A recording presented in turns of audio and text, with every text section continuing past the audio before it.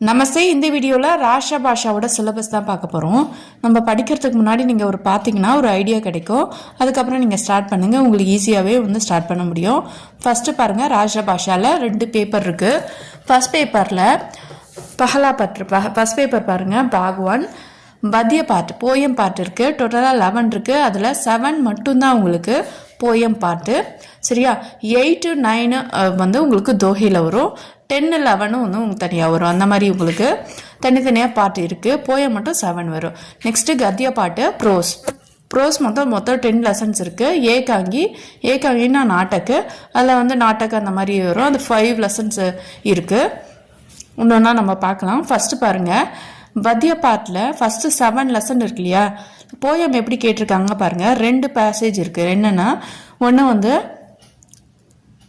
பத்தியம்ஸ்கா பாவ்கா ஸ்பஷ்ட் கீஜி, அதாவது மீனிங்ஸ் எழுதணும். ஒரு பேசேஜ்க்கு மீனிங் எழுதணும். கவி பரீட்சை எழுதுகிற மாதிரி இருக்குது. அந்த கவி பரீட்சை தான் இங்கேயும் வரும், சாராங்ஸ்லேயும். 1 டைம் படித்தா போதும், ஈஸியாக எழுதிடலாம். ஸோ இப்போ போயமை பொறுத்தவரை 2 இருக்குது. ஒன்று மீனிங்ஸ் எழுதணும் போயமோடது, ப்ளஸ் சாராங்ஸு. இப்போ பாருங்கள், ஃபஸ்ட்டு 1 இருக்கு இல்லையா? அந்த கொஷின் பேப்பரில் ஃபஸ்ட்டு 1, செகண்ட் 1, 1 to 7 லெசன்ஸ்லேருந்து தான் உங்களுக்கு வரப்போகுது. சரியா? 1 to 7 லெசனை நீங்கள் நல்லா படிச்சிட்டிங்க அப்படின்னாவே இந்த 2 இதுவுமே நீங்கள் எழுதிட முடியும். சரியா? அடுத்தது தேர்ட் பார்ட் பாருங்கள். கொஷின் பேப்பரில் தோஹை கொடுத்துருக்காங்க. தோஹைனா கண்டெஸ்ட், மெமரி போயம் மட்டும்தான். ஸோ இப்போ பாருங்கள், கபீரில் ஃபஸ்ட்டு 3 மட்டும்தான் மெமரி, ரஹீம்லேயும் ஃபஸ்ட்டு 3 மட்டும்தான் மெமரி. சரி, நீங்கள் அதை மட்டும் படிச்சுக்கிட்டு அதில் நீங்கள் ஒன்று எழுதிடுங்க. ஒன்று நீங்கள் ஆப்ஷனில் ஒன்று கபீர் படிச்சுக்கோங்க, இல்லை ரஹீம் படிச்சுக்கோங்க. எனி 1 படிச்சிட்டிங்கன்னா மீதி ஆப்ஷனில் விட்டுடலாம். சரிங்களா? உங்களுக்கு தேவை 2 தான். ஸோ கபீர்லேருந்து கேட்பாங்க, இல்லை ரஹீம்லேருந்து கேட்பாங்க. எனி 1 நல்லா படிச்சுக்கோங்க, ஸ்கிப் பண்ணக்கூடாது. 1 படிச்சிங்கன்னா மொத்தமாகவே படிக்கணும். நெக்ஸ்ட்டு அடுத்த பேசேஜ் இருக்கு இல்லையா? அந்த வியாக்கியா இருக்கு இல்லையா? அது நீங்கள் 10th லெசனும் 11th லெசனும் படிச்சுக்கோங்க. 10th லெசனும் 11th லெசனும் படிச்சுக்கிட்டிங்கன்னா அதுலேருந்து உங்களால் என்ன பண்ணிட முடியும்? அந்த பேசேஜ் 5 மார்க்ஸ்க்கான பேசேஜை நீங்கள் எழுதிட முடியும். இது என்னென்னா, இது மாதிரி கொடுத்துருப்பாங்க. அதுக்கு நீங்கள் மீனிங்ஸ் எழுதணும், அவ்வளோதான். பேக் சைடில் இருக்கும், மீனிங்ஸ் எழுதணும். அதை நீங்கள் எழுதிட்டாலே ஈஸியாக ஃபுல் மார்க் வாங்கிட முடியும். போயமை பொறுத்த வரையும் 1 to 7 லெசன் படித்தாலே உங்களுக்கு ஃபஸ்ட்டு 2 பேசேஜை முடிச்சிட முடியும். First 1, second 1. மெமரி படிக்கும்போது 3rd முடிச்சிடலாம். சரியா? அடுத்தது 4th உங்களுக்கு 11th லெசனும் 10th லெசனும் 11th லெசனும் படிக்கணும். ஒரு ஐடியா வந்துருச்சா? இது போயமோட பேப்பர் 1ஓட போயமோடது. சரியா? நெக்ஸ்ட்டு ப்ரோஸோடது பார்ப்போம். பாருங்கள், மீதி எல்லாமே ப்ரோஸோடது. 5th 1, 6th 1, 7th 8th எல்லாமே ப்ரோஸில் வரும். ப்ரோஸில் மொத்தம் உங்களுக்கு டோட்டலாக 10 லெசன்ஸ் இருக்குது. ஃபஸ்ட் லெசன் பாருங்கள், சபியக்க ரகசிய. இதில் எப்படி கொடுத்துருக்காங்க அப்படின்னா, முதல்ல மீனிங்ஸ் இருக்குது. Hindi meanings, sentence making, passage கொடுத்துட்டு கொஷின் கேட்குறாங்க. அடுத்தது question answer, small question answer. அடுத்தது சாராங்ஸ். மொத்தம் 5 பேசேஜாக உங்களுக்கு பிரிச்சிருக்காங்க. ஸோ இப்போ இப்படி தான் ப்ரோஸில் கொஷின் கேட்பாங்க. First meanings, second sentence, 7th 1 question passage கொடுத்த answer, 8th question answer, 9th பாருங்கள் உங்களுக்கு எஸ்ஏ கொடுத்துருப்பாங்க. சரியா? இது எல்லாமே ப்ரோஸ்லேருந்து, அந்த 10 லெசன்ஸ்லேருந்து தான் உங்களுக்கு கேட்பாங்க. நீங்கள் அதை படிக்கணும். சரியா? அடுத்தது ஏகாங்கி பார்க்கலாம். ஏகாங்கி பொறுத்தவரையும் உங்களுக்கு மீதி இருக்கிறதெல்லாம் 35 மார்க்ஸ்க்குமே ஏகாங்கி தான். ஏகாங்கின்னா என்னதுன்னா, ஸ்டோரி மாதிரி இருக்கும். அதுக்கு கேரக்டர்ஸ் இருப்பாங்க, அவங்கள பற்றி நம்ம டிஃபைன் பண்ணி எழுதுகிற மாதிரி இருக்கும். சரிங்களா? அதில் எப்படி கொடுத்துருக்காங்க அப்படி பாருங்கள். ஃபஸ்ட்டு 3 மட்டும் லெசன் படிச்சுட்டாங்களே ஓரளவுக்கு உங்களால் எழுதிட முடியும். 35 மார்க்ஸ் ஈஸியாக வாங்கிடலாம். ஆனால் ஃபஸ்ட்டு 3 லெசன்ஸில் இருக்க எல்லாமே படிக்கணும். ஒன்று படிச்சிங்கன்னா தெளிவாக அதில் இருக்க எல்லாமே படிக்க.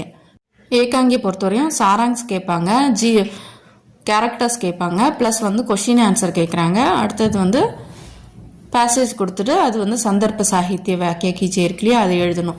ஸோ இப்போ 4 பேசேஜாக இதில் கொடுத்துருக்காங்க. 4 பேசேஜும் நீங்கள் தனித்தனியாக படிக்கணும். ஸோ இப்போது பேப்பர் 1 புரிஞ்சுதா? இது ராஷ்டிர பாஷாவில் பேப்பர் 1 இப்போ நம்ம பார்த்தோம். சரியா?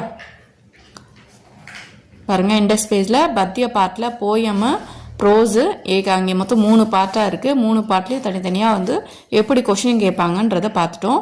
நெக்ஸ்ட்டு பேப்பர் 2 பார்ப்போம். பேப்பர் 2ல் கஹானி, கஹானினா ஸ்டோரி, ஜீவனினா லைஃப் ஹிஸ்ட்ரி, நிபந்தனா எஸ்ஏ, ரச்சனா பாட்டு, அனுவாத் அபியாஸ்.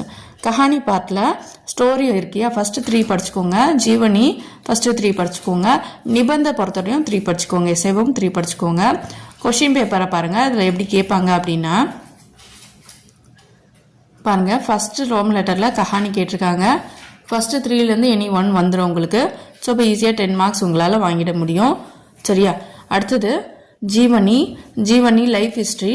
அதுலேருந்து ஃபஸ்ட்டு 3 இல்லைன்னா 4ஆவது கண்டிப்பாக படிச்சுக்கோங்க. சரியா? 10 மார்க்ஸ் ஒன்று வந்துடும். அடுத்தது வந்து நிபந்து எஸ்ஏ, ஜென்ரலாக ஒரு எஸ்ஏஸ் வந்து கொடுத்துருக்காங்க. இதை நீங்கள் படிக்கும்போது உங்களுக்கு எனி 1 வந்துடும். 10 மார்க்ஸ் ஈஸியாக வாங்கிடலாம். ஸோ அப்போது அடுத்தது ரச்சனா பாட்டும் அனுவாத் அபியாசம். ரச்சனா பொறுத்தவரை 45 மார்க் வந்து ரச்சனாவில் தான் வருது. ரச்சனா தான் இருக்கிறதே ராஷ்டிர பாஷாவில் ரொம்ப ரொம்ப ஈஸியான ஒரு பேசேஜ்னா ராஷ்டிர பாஷா ரச்சனா மட்டும்தான். மற்றதெல்லாம் கொஞ்சம் கஷ்டமாக தான் இருக்கும். இதில் 7 டாபிக்ஸ் இருக்குது. ஒன்றும் இல்லை, பின்ன அர்த்தவாளினா ஒரே மீனிங்காகவும் இருக்கும். அதுக்கு வந்து வேறு மீனிங் இருக்க ஒரு வேர்டு, வேறு மீனிங் இருக்க ஒரு வேர்டு அப்படின்னு சொல்லி, அது சமனார்த்து ஒரே மீனிங் இருக்க வேர்டு. அது இல்லாமல் வச்சன. லிங்குனா உங்களுக்கு தெரியும். வச்சன்னா சிங்குலர் ப்ளூரல், லிங்குனா ஜெண்டரு, வாட்சிய பதிலியே ஆக்டிவ் வாய்ஸ், பாசிவ் வாய்ஸ். இது எல்லாத்துக்குமே வீடியோஸ் இருக்குது. தனித்தனியாக வீடியோ போட்டிருக்கேன். படிக்கும் போது வேணால் பார்த்துட்டு படிங்க, உங்களுக்கு நல்லாவே யூஸ்ஃபுல்லாக இருக்கும். ராஷ்டிர பாஷா பிளேலிஸ்ட்டில் போய் செக் பண்ணி பார்த்தீங்கன்னா உங்களுக்கு தெரியும். சரியா? இது எல்லாமே வந்து ரொம்ப ஈஸியாக இருக்கும். 45 மார்க்ஸ்க்கு உங்களுக்கு டோட்டலாக வந்து கிராமர் பார்ட்லேருந்தே கேட்குறாங்க. ஸோ ராஷ்டிர பாஷா தான் இருக்கிறதுல என்னை பொறுத்தவரை ஈஸியான ஒரு பேப்பரு. அடுத்தது 11th பாருங்கள். டிரான்ஸ்லேஷன், ஒரு பேசேஜ் ப்ளஸ் வந்து இந்த மாதிரி சென்டென்ஸை கொடுத்து இது பண்ணுவாங்க. சென்டென்ஸும் நான் வந்து வீடியோ போட்டிருக்கோம். இந்த மாதிரி பேசேஜும் நடத்தி போட்டிருக்கேன். தேவைப்படுறவங்க செக் பண்ணி பாருங்கள். ராஷ்டிர பாஷா எல்லா டீட்டெயில்ஸுமே இருக்கும் வீடியோவில். செக் பண்ணி பாருங்கள். நீங்கள் ஒவ்வொரு நாளைக்கு ஒன்று எடுத்துக்கோங்க. எப்படி படிக்கணும்னா ஒரு நாளைக்கு 1 ப்ளஸ் வந்து எழுதி பார்க்கணும். எழுதி பார்க்கும்போது ஹேண்ட் ரைட்டிங் வரும். ப்ளஸ் வந்து உங்களுக்கு நல்லாவே மெமரி ஆகும். வீடியோ புரிஞ்சுதா? சரி, தன்யவாத்.